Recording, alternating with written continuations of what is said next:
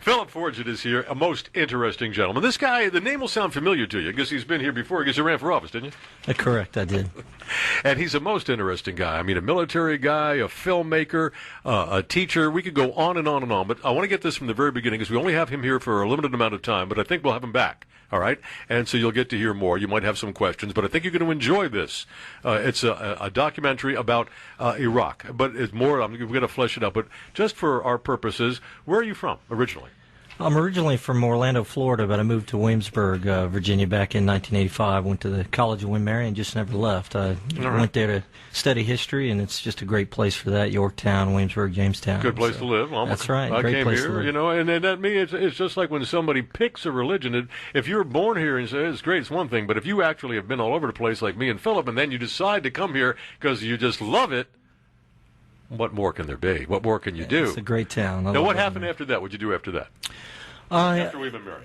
After William & Mary, I traveled a little bit. I actually worked for a union for a while. Worked with a hotel employee, restaurant employee union. I worked at King's Arms Tavern as a waiter and got involved as a shop steward and stuff. Natural. Yeah, and then I went back to William & Mary again, returned to Williamsburg, and got a degree in education and went into teaching. So I was an elementary school teacher in New Kent County for about 3 years, and then back in Williamsburg, James City for another 7. And in that 10th year, as I had set my room up, I got called up for active duty in Iraq. I had been a naval reservist for a few years at that point, and got called up to go to the war in 05-06. Now, but also as a teacher, I want you to brag on yourself a little bit. You did pretty good as a teacher. Tell me about the award you got, the big award. I had 10 pretty good years, and oddly enough, that year that I got pulled out, I had just applied over the summer for a National Teaching Award. It's called the NEA Foundation Award for Teaching Excellence. It was a $35,000 national prize. I had gone through all the interviews in the summer. I knew I was in the top 5 sort of finalists. And there's a big gala each year that honors that. And in fact, the year that I won, it was President Clinton was president there, and the president of NAACP and a few other notables. But I got shipped off to Iraq, and in December of that year, I got notice through the Navy that I had won about 48 hours before the event. Wasn't allowed to tell anybody, and they made a big to-do and brought me into Baghdad to appear live on a satellite feed into the gala back in Washington, D.C. So my wife got to see me on the big screen. It was a big surprise to her, obviously. Well, that's wonderful. Now, one of the things we were talking about off the air, and we're going to get to the documentary, there's so much to get to, but is education. And I don't know if you were surprised, pleasantly, taken aback, however you would describe the experience when you got the award and you were treated with such acclaim. Tell us about that. Yeah, it's a story I tell often because I think it shows the respect that some cultures have for teaching, and I'm not sure that respect's here in this country anymore. It's kind of weakened over the years. But in Iraq, when I won the award, they brought me into Baghdad. The prime minister gave me his personal security detail as I came into the city. And when I walked into the hotel where they had me staying for the satellite feed, they had lined up the hotel staff on either side of a long sort of carpet rug, and everyone had sort of their head bowed, their hands over their chest, in respect for this teacher that they had been told was, had won this national award in America, and he was an honored guest of the Prime Minister.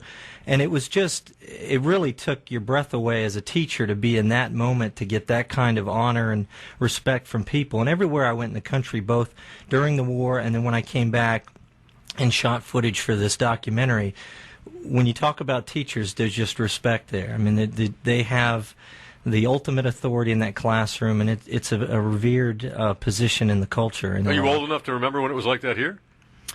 I would say just the 10 years that I taught, I saw a pretty big change over that time. But, certainly talking to teachers that have been in the profession a lot longer, they certainly have tales that are quite a bit different. But I know just growing up as a child, if I did something at school and I got in trouble, they weren't blaming the teacher. They were asking me what I did wrong, and they weren't blaming the system. There was no question. Yeah, they weren't running into the school and causing a ruckus. They really wanted to know, what did you do, son, before they came in. When were you in Iraq?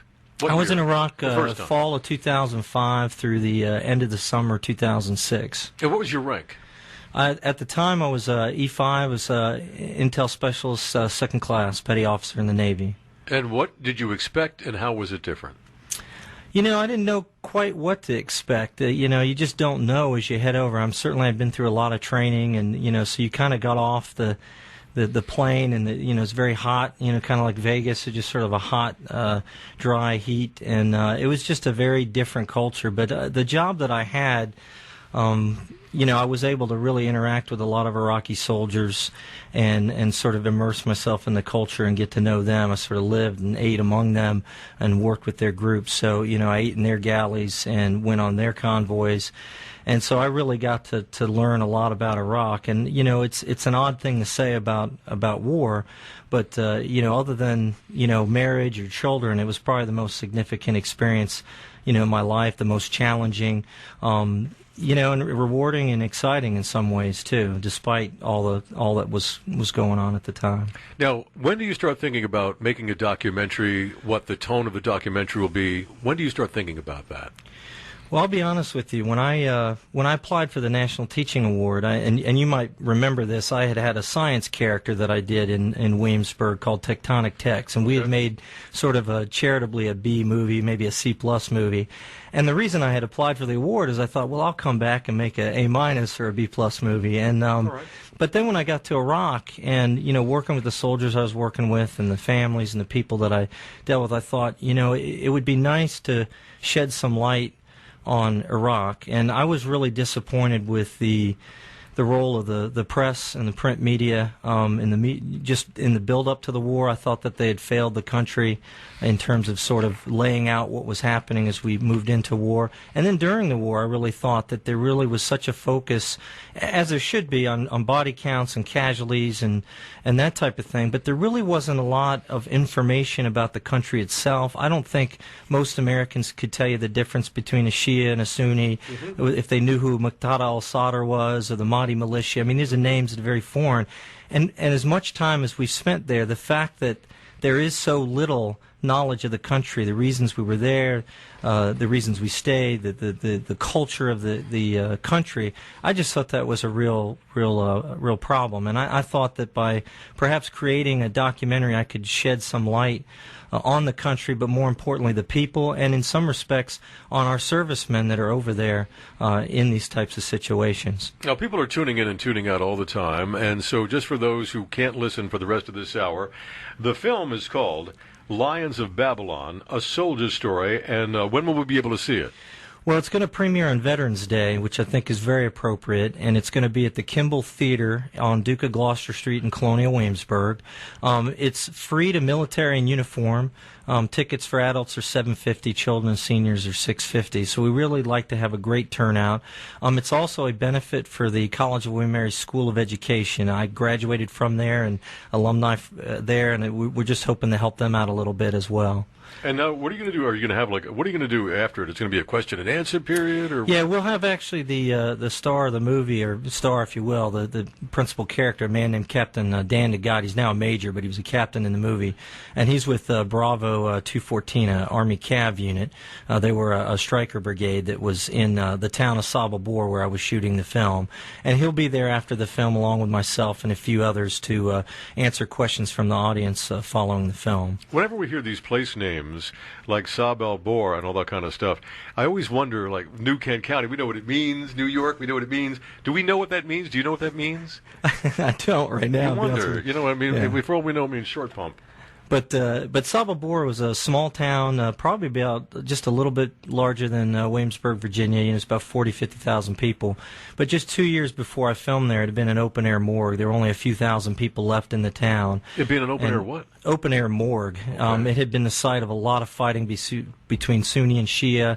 Mahdi militia, they would throw mortar attacks out of the town. The military would throw them in. So it had pretty much been wiped out, and there was this core group of residents that remained, and somehow they were able to begin to push out the different elements, the terrorist elements in the town, with the help of this Army Cav unit. And within 2 years, they had done some things that I didn't see in the rest of the country, and I've been all around Iraq. I mean, they had running water, they had electricity. They were even starting garbage pickup by the time I'd left. Schools were being renovated. And what they had essentially done is they just walled off the town. They had a group called the Sons of Iraq. from this kind of the movement called the Awakening, and these were like armed militias, kind of like a neighborhood watch with AK-47s, and they basically kept out the elements that were ruining Iraq. And so this town started to have a nickname, the City of Peace, after a while, building businesses, and they still, despite all that positive, they still had a lot to deal with. They still had some issues with crime and terrorism, and but they were dealing with it. And the story in the movie is how they're dealing with this great sort of upheaval within their town at the time of provincial elections and how they cope with that. I think it's a very interesting story that people haven't seen before. You see and experience a lot of Iraqis in the film, people that are school teachers, principals, children, Army soldiers, town government officials, and then you also get to see, as sort of a bookend on the film, the experience of this captain, before he leaves, as he goes over and recollects what happened in Iraq. And so you see sort of the impact on his family. Is it his first tour of duty there? No, he'd actually been there once before, and so, he talks about the different tours. Where does he come out of? Is he got a West Pointer? Is he a career military No, guy? he was actually a college student. He speaks about that in the beginning of the film. He joined the military to pay off student loans. He's sort of an everyman. There you go, Occupy Wall Street. Yeah, he's sort of an everyman, and that's what I really liked about him. I went to Iraq looking for a story, and I went into different areas of the country, and when I landed in this town, it just spoke to me that this was what I was here for. And so I spent about 5 weeks shooting. I was there 3.5 months total shooting film all through the country, but I spent 5 weeks in this town, then came back for about 2 weeks later in that 3.5 month period. Also shot in Babylon, the ancient ruins of Babylon, and that's featured in the film as well. Wow, that had to be an experience. It was. You think of the Bible, and a lot of people don't realize that much of the Bible takes place in present day Iraq. Well, where Baghdad is, where Abraham was right in that area, right? Correct. And at one point, and this was not near Saba Bor, but I actually got to visit Ezekiel's tomb. So it's just amazing to think the ground you walk upon. And then in Babylon, that's where Alexander the Great was, or the Persians. The great empires of that day. Iraq used to be the center of the universe back then, if you think about it. So it's kind of interesting, to fast forward to now, and you do see aspects of Saddam's regime and the palaces he built, and we feature some of that in the film. So I think it's got a kind of sweep and grandeur to it, and it's a gritty film. It's not political in the sense that it's making judgments or casting, political opinions about whether we should have been there or not been there. That's not the point of the film. The film is about the people of Saba Bor in Iraq and how they're coping with this change, and also about this gentleman, and sort of bookending the film, his experience as American serviceman, which I think, in large part, I think the media missed those stories. You occasionally would see those types of things, but the real impact on our servicemen, the impact on everyday Iraqis in the country. Why do you think that is, that they didn't get the story? I don't know. It's probably just theory, but I think, we're so focused on the violence and the murder and this, that, and the other. It's just, I guess it sells papers, but the fact is it doesn't serve the public very well to not know about cultures where we're engaging them in war. Our public should know about that. They should know the differences between different groups in a country where we have American servicemen, and it just, I think the media really failed us, both in the run-up and during the war. So you always hear Santayana when they always say those who don't know history are condemned to repeat it, if that's how you pronounce his name, and you always hear that time and time again. And I think that was part of the problem with Iraq, is that most Americans know some about American history to varying degrees. But the history of the Middle East, the history of that part of the world, and if people knew about what had happened after World War I, what Churchill and Gertrude Bell and Allensby and D.E. Lawrence and all of them tried to accomplish, the differing ideas as to what should be done with the Middle East, the French proposals for what to do with the Middle East, whether or not it made any sense to try to force these people into European constructs that they had no concept of, the idea that probably would have been the best one, to have a separate Kurd section, a separate Persian section, a separate Shia and Sunni section, because they probably weren't going to join together, because they did not have the idea of the caliphate that we have of it unless we drove them to it. So I think a lot of the problem with that war was the run-up to it was a total lack of knowledge about that part of the world, or how we got to that point. And so seeing the enemy as totally without reason, I'm not going to say without merit, totally without reason, where they did have reasons. Well, I think it's not just the public, but I think more importantly our politicians and our, sort of the governance that we had at the time and still have to some respects, the ignorance, to be quite honest with you, about that country. When you read some of the stories about the transitional governance that we put in place, the people that were behind that, you had 22-year-old, kids, putting together banks and putting together, print newspaper. I mean, where's the sense of history? Where's the knowledge and experience to look at a country and try to rebuild it, or even to look at an invasion without having that history behind them? And but beyond that, once we were in the war, certainly there was no real education of the public in terms of what we. But how difficult is it for you, Philip Forgit, to be objective? Because if you see it as American interests and this concept of this European construct that now is really a country, Iraq, and what we're able to do there, and how does it change your view as to the overall what's in the best interest of the United States? But I know these people. I broke bread with them. I know them by first name. So they're not an abstract to you. They're real flesh and blood human beings, as valuable as your life or my life. Yeah, I don't think I can be objective, having been over there and haven't broken bread. I mean, I certainly read all the histories and knew quite a bit about Iraq going in. But no, I can't be objective. And, the end result is, Iraq has moved beyond Saddam Hussein, and that's a positive for Iraq. They'll still have a lot to deal with, and as we do our drawdown, and we're supposed to be pulling out by December 31st, although there's still ongoing talks about leaving some troops there. There's about 30-some-odd thousand left right now, and they're saying they're going to pull out. The Pentagon announced the other day, and then yesterday there was another suggestion from Panetta that we were still engaging in talks to leave more troops there. But be that as it may, our time in Iraq is winding down, and our history there is winding down, and so we'll be back here. But what's left to Iraq is for others to ponder and wonder. What will they make of what the opportunity they've been given with the removal of Saddam? The question for us longer term, I think, for politicians and the public, is was it worth it? What was the investment in, and not just in money, but in lives as well? Was that worth it to the American public? And I think that'll be for history to judge. It's one thing to be in the centers of power and play with, servicemen and Iraqis as if they're pieces on a monopoly board. It's another thing to see what that means on the ground. And, there's all kinds of theories and, about spreading democracy in the Middle East, and that's a tough thing to do. There's a line in the film, actually, where someone says it's not like putting up a McDonald's franchise, democracy. It takes a lot more work than that, and that's as they're going through this provincial election, trying to set up these structures. So it's tough work, and real people, real blood has to be spilled and used to make those things happen for policymakers. But I think there's a real disconnect between the policymakers and the reality on the ground, and this goes beyond Iraq. It goes to the economy and all kinds of things. There's just a real disconnect between our leaders and our people, and it doesn't matter whether they're Republicans or Democrats, by the way. I think there's an absolute disconnect, whether it's from D.C. to the rest of the country or to Richmond and the rest of the Commonwealth. There's just a disconnect with the public and the everyday lives of what people go through and the sacrifices they have to make as a result of policies. Well, it's interesting that you would say that. I was reading where they were asking Mr. Herman Cain about his thoughts about foreign policy with Afghanistan, and what you just said made me think of that, because he said, well, I really don't have the knowledge, but what I'll do is I'll ask the commanders on the ground, I'll ask the military, I'll ask the intelligence, and I'm reading it, how about asking the Afghanis?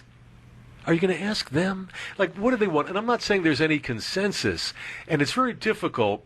And the difference between being an American serviceman and being an American civilian, because you're an American serviceman, you got one of those outfits on, you got the M4, and you go up to this guy, you love America? Yes, I do. He's scared to death. He's scared to death of you. And, and so What did they think? Is there any consensus? Did you see a change from the first time you were there to the last time? Did they treat a naval person different than they treated a civilian? Yeah, I think, in 05, 06, that was the year that there was a mosque that had been destroyed. And so the violence really ramped up while I was there. And so it was a pretty stressful time. And the units that I worked with were a mix of Shia, Sunni, and Kurds. So you had those elements in there that, when these types of attacks on religious shrines would happen, there was all you could do to keep everyone sort of calm and not willing to go at each other's throats. And so you have this religious element there that's always going to be there. In terms of their view of Americans, I think it, just like here, there's different opinions.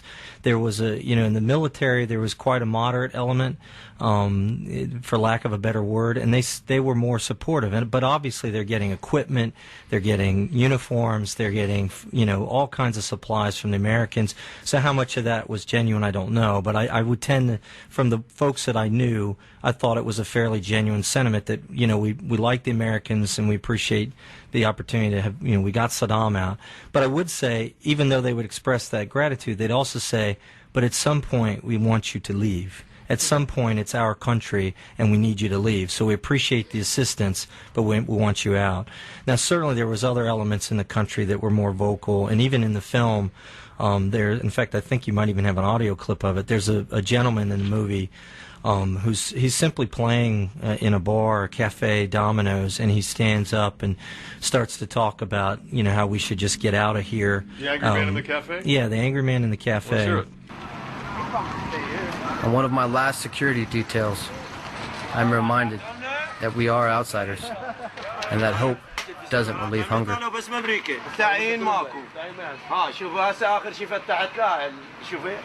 وانا حتى شوفي انه عماله يوم نطلع يوم ما نطلع فلشوا قالوا هاي ممنوع بالوزاره يعني حتى بالرزق يحاربوا بحرب هذا الفقير لو زناقيل لا والله ما يحارب امور محسوبه بيناتهم الكبار واللي يجينا يعني ننتخبه غير يعني راعي الناس الفقراء واحنا قليل ما نعرف بطاله يعني ماكو واحد يعني متمكن ب7 ما عيني هسه لو تجينا هسه باعي هاي بسيطه هاي على الشارع العام يعني هذا شارع تجاري هاي رخيصه لو طبين جوا ماكو يعني حتى نفسش تلعب. Now, what the translation was, that's obviously you'd see in the film, he was angry. Despite all that had been done in the town by the leaders there, the army, the police, and also the Americans, he was pointing to rubbish on the streets, to lack of water, go around the corner, people don't have food, don't have water. Things they had before us? Well, things they may have had during the height of Saddam, but certainly, because of the war, this was a town. When you see the film, you'll know what I'm saying. It was really decimated. I mean, there's wide swaths of the town that have just been cleared. I mean, bombed out. But he talks about the lack of jobs, and even on election day, we filmed the election day for provincial elections, and there's a lot of happiness. A lot of people really happy on that day. But we had an interview with one woman. And she said, we're very grateful, we're happy about this. It's a great day for Iraq. But in the end, the people we've elected still have to help us find jobs, build our schools, educate the children. We look to these people that we've elected to do something, they can't remain the same. So I think that the theme that you see in the film is there's a lot of hope, but at the same time, there's the fear of what comes next. And that's kind of where the film ends, is It doesn't make any judgments about what's going to happen. And no, we can, but what happens next. But there is hope in the film, and but frustration. So back to your point about what the Iraqis feel or don't feel, at least the ones I encountered, there was a mix of emotions from what that gentleman expressed to people who are very genuinely appreciative of our presence, but ultimately want us to move on. Now, the film is Lions of Babylon, a soldier's story, and it's going to be November 11th of this year in Colonial Williamsburg's Merchant Square on Veterans Day at the Kimball Theater. Correct, 7 p.m. Everybody knows who that is, and I'm going to show up. I'm going to be there if he'll let me in. He might let me in. Now, what I want to ask you, we know a lot of people in our country who take religion very seriously, but when we talk about the Sunni and the Shia and the Sunni being closer, let's say, this is not a perfect parallel, but let's say the Shias far more given to supernaturalism, let's say, and mysticism, where the Sunnis, not secularists, but much closer to it. But are these people who overall, and I'm not saying anything disparaging about any of my fellow citizens or Christians or Jews or Muslims or anything you might be, is religion more of a central factor in their everyday lives than it is in the average Americans? I would think in general, and this is a generalization, I would think that religion is probably more central to the lives of every Iraqi than perhaps here. But just like in America, there's a range of belief, there's a range of, from fanaticism to, I go on Easter and Christmas only. There's an atheism, so there is a mix. But I'd say it's more central. But the fanatics would be the ones most likely to take action. The fanatics would be the most likely to take action, but again, it's a range of emotion. We have fanatics in this country too. We have people who believe. Enough said, but no, it's a range, and and the Sunni, the issue in Iraq with Sunni Shia has more to do with who had power, I think, than it has. I mean, there is a religious element to it, and it's an attack on religion, but they worship the same Allah, in the same way Protestants and Catholics might, but have difference in and doctrine. Lord knows they've never had a fight over that. Exactly. But the range of emotion is there just as it is here. But you got to remember that Saddam was Sunni, and the Sunnis aren't the dominant religion in the country. Right. The majority is Shia, like in Iran. Like Iran. But the rest of the Arab world, for the most part, is predominantly Sunni. But how much of a factor? We know the Sunni Shia thing ain't working, but so some of us fear that there would be some sort of pan-Persia, that pan-Iran, were we to leave, and because of the diminished number of Sunnis as opposed to the Shia. Is that a realistic fear? I think it's a fear, certainly, that our government leaders need to be thinking about, our State Department folks, because certainly there's an Iranian influence. If you went to any shop in Iraq or any street corner and you pick up the product that's being sold and look on the back, it's either coming from Saudi Arabia or Iran. And there's a lot of Iranian stuff. I used to buy like the equivalent of moon pies, all made in Iran. So there's a lot of trade there. But the people in Mesopotamia and Iraq are Arabs, and the people in Iran are Persians. Is there a sense of nationalism that perhaps could keep them apart? Well, you got to remember the history there too. There was an Iran-Iraq war, so there's Shias featured in this film. They were killing each other like World War I. There's a Shia featured in this film who was a government leader, and he talks about during the war he was a political prisoner, and they made him walk across minefields as part of the Iran-Iraq war. But Iraq is his nation. He tears up when the flag goes up. So I think the nationalism of the Iraqis will probably stall any interaction with Iran. Plus, the concern is more down toward the area of Basra where the oil fields are at. That's a lot more dominated by probably our sympathizers to the Iranian cause because they're much closer to Iran in that area of the country. And in the north, you also have the Kurds who really don't bear any relationship to the rest of the country. The Kurdistan is essentially a country within a country, and they've sort of created their own little other Iraq. They have their own legislature, and that will their always own flag. Exactly, and that will always be a tension between larger Iraq because of the oil that's in Kurdistan. Like many situations, religion will be used to stoke fires, but behind those fires is really about money and profit and oil and trade. That's really what's going to be at the root cause of what happens there. But religion will be used to stoke that if one interest or another wants to advance their interests. So but Iraq, as we've talked about earlier, is a British construct. Correct. Now you talked about the one fellow, he did have a sense of nationalism, a sense of patriotism. Is that in large numbers, would you say? In your opinion, from what you saw? From what I saw, I think it's there. A sense of Iraq. There is a sense of Iraq. I went to... As opposed to, like hierarchically speaking, they'd be more loyal to the tribe. Does that still come into play? Oh, that does come into play. Because you'd always hear Yeah. Saddam Hussein to Crete, Right, Muammar right. Gaddafi going back to the village where the Correct, tribe correct. he came from. Well, the tribal thing plays out as well. I mean, it's sort of like clans in Scotland, if you will. And again, these are generalizations. The analogies might not It was work a too well, frame, though. but that's a frame of reference. It's like a clan, and you know, within that, business is conducted within that. You know, so if we're from the same clan, you know, you might get a job when another person might not. Tribal politics does play out a lot, and then overlaid that is the religious issue, and then you have the ethnicity. You know, the Kurd versus Arab versus Persian within in the group.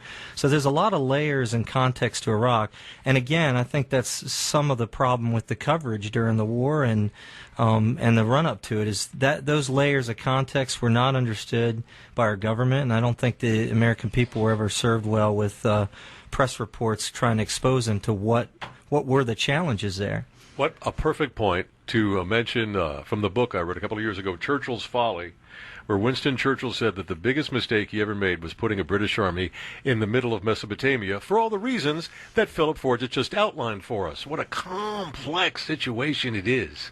Yeah, very much so. And when governments, you know, engage in entering a country that's, you know, has a culture that's foreign to theirs, I think they'd be wise, as history tells us, to really think about what they're doing before they walk in, because it's very easy to walk in. It's You heard what very Gates said? difficult Secretary to walk Gates out. on the way out, he said we'd be crazy to ever do this again. Yeah. All right.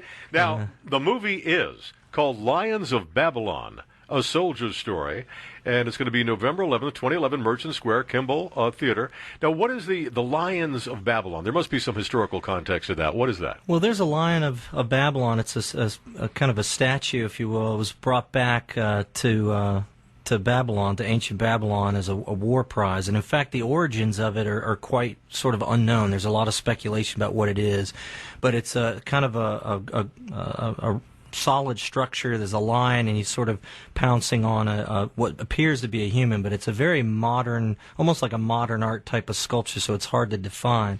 And the Lion of Babylon has some significance for me in my interactions over there, and so that's partly it. But I thought it had a nice dual meaning in the sense that the courage that the Iraqi people show, particularly the ones in this town, as well as the American servicemen that are featured in the film.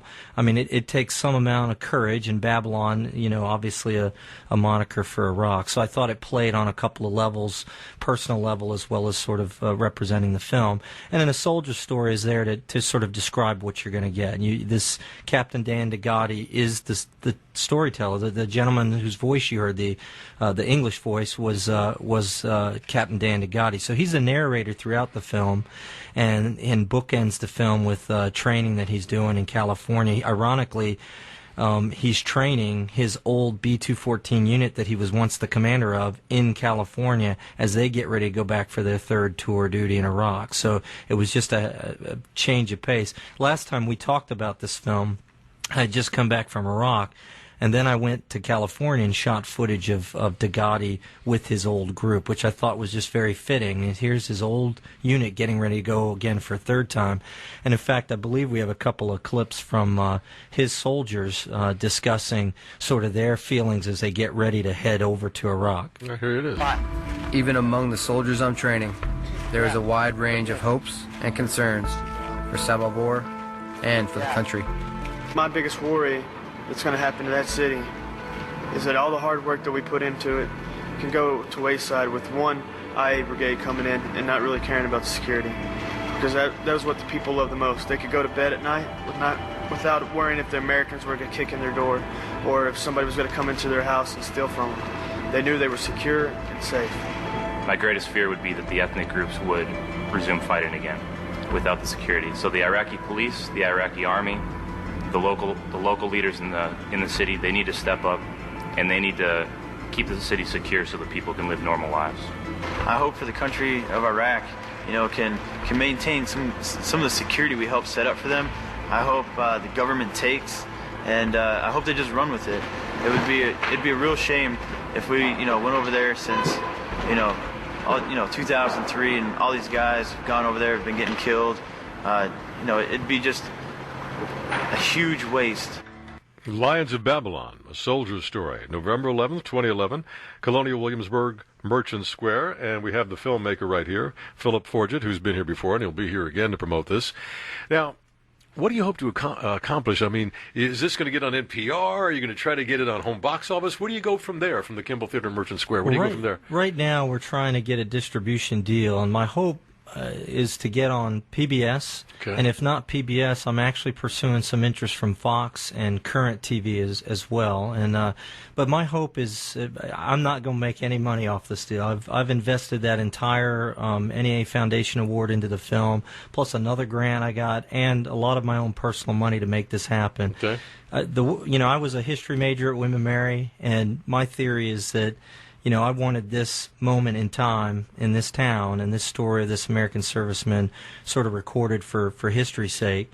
And my hope is that as many people as I can get to watch it, that's the hope, that people will see it. So if I can get it up on Fox or PBS or Current so that more people see it, I think the better off will be. And the fact is, I think it's very appropriate, premiering on Veterans Day. I think it does honor to our servicemen, does honor the courage of the Iraqi people in the times that they were in these last few years. But more importantly, I think as we do the drawdown to December 31st, when our history right now in this war ends, I think it'd be appropriate for people to look back and at least see this one moment, this one little story in this town in some type of commemoration of that close of the war. So I'm hoping that people will want to see it. I'm hoping that we'll be able to enter some networks in it. And we begin that on Veterans Day. So it'll make more. So when I see your film, am I going to have more questions? Am I going to have questions? Am I going to have answers? Am I going to have more understanding? Am I going to be swayed to think a certain way? No, it's not a political film. I think you'll have more understanding of Iraqis, and you'll certainly have understanding of this little town, and sort of within that town, seeing the different dynamics of what's happening there. And I think it's sort of a microcosm of the larger universe of Iraq. So I think that will help in understanding the country and the difficulties in it. I think it also give an appreciation of the American servicemen and what they sacrifice to serve for us on the front lines, at the gate, if you will, because this is an everyman. He's got a family, he's got kids, and you see the impact of them in sort of the bookends of the film in the run-up to going over there and his return. So I think you'll have an appreciation for the servicemen and appreciation for the dynamic in Iraq, and hopefully it will provoke some questions and some thoughts, and I hope that when people see it and they walk out of the theater, they'll start talking to one another. Well, what did it all mean? At the end, I would like somebody to say, what did this all mean to our nation?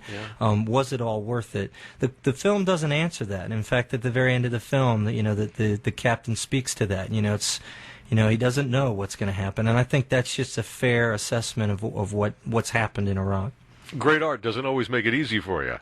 No. It tears you up sometimes, makes you unhappy, can make you angry, and can make you questioning, give you some answers all at once. Well, I tell you, Philip, you've certainly done a great job, because now I really want to see it. You've presented it in such a way that, this will be a learning experience. Well, I'm looking forward to having you out there, and again. No, you've never seen me in public. No, you're not. But well, again, you'll rue the day, sir. I want to make sure that the military knows that they, if they come in uniform, they're free. All right. So I really would like to encourage the military to come out. Fort Eustis is nearby. We'd love to have them come in. I think it's a great way to honor Veterans Day. We'd love to have the folks in Williamsburg and the surrounding areas come out to this film. Absolutely. Great way to celebrate Veterans Day. And what we'll do is we'll hook you up with Senior Chief Burke here, and let's see if we can't get you in here.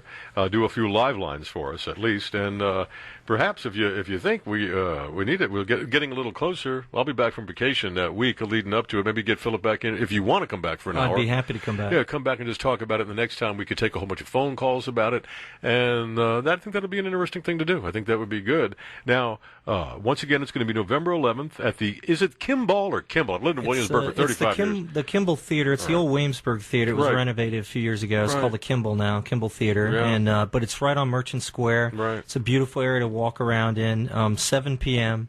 Adults are $750, children, seniors $650, and military and uniform are free. So we really hope people will come out and honor the servicemen by coming to this show on Veterans Day. Well, it's an important thing. We're going to keep banging it, and it certainly sounds fascinating to me. And I tell you what, that's fascinating. So you're like a documentary filmmaker now, from Rallsburg Elementary School, where little Nicholas was. Now he's a documentary filmmaker, but also you have quite an impressive title, young fella. What is your job now? Well, for the last 14 months, I've been the executive director of the Virginia Education Association. It's 55,000 plus members. About 93% of them are public educators, teachers. 7% are ESPs, which are educational support professionals like food service, janitors, bus drivers, teachers' aides. So I'm very proud to be in that position, particularly given my background. I was a local president in 2 locals, and obviously won the NEA Foundation Award for Teaching Excellence. So it's kind of a return home to help my fellow teachers. And we spoke a little bit ago about sort of the honor that they give to teachers in Iraq. And I said at our state convention, I shared that story, and I said, don't you want that feeling here? And I think I hope to get public education back to a place where it has that reverence for the teacher in the classroom. And we have a lot of professionals out there that work really, really hard. And it's been a tough time these last 3 or 4 years in these economics, and with all the added responsibilities that teachers have now that they didn't have 10, 20, 30 years ago. It's a tough time to be a teacher and a support professional in our schools. So I'm doing everything I can in support of our members to ensure that we'll actually have a profession in the future, and not just a job, but a real profession. Absolutely. Outstanding. Well said. And I tell you, no matter who you are, if you have any modicum of success in your life, there is some teacher that saw something in you and took you aside and just gave you some advice or said something that really helped you out. And so these are very significant people. And I agree with you wholeheartedly. There have been a lot of good teachers in my life, as you know, and all kinds of people. And I think it's a wonderful profession. And there's only one thing that kept me from becoming a teacher. High school. Like the old show. Philip, what a wonderful experience talking to you, man. Good to see you again after a couple of years. You ever going to run for office again? Not for the foreseeable future. But thanks for having me on. I really appreciate it. A pleasure. Philip Forgit will be talking about this movie, and we will have him back. Thanks for coming by today.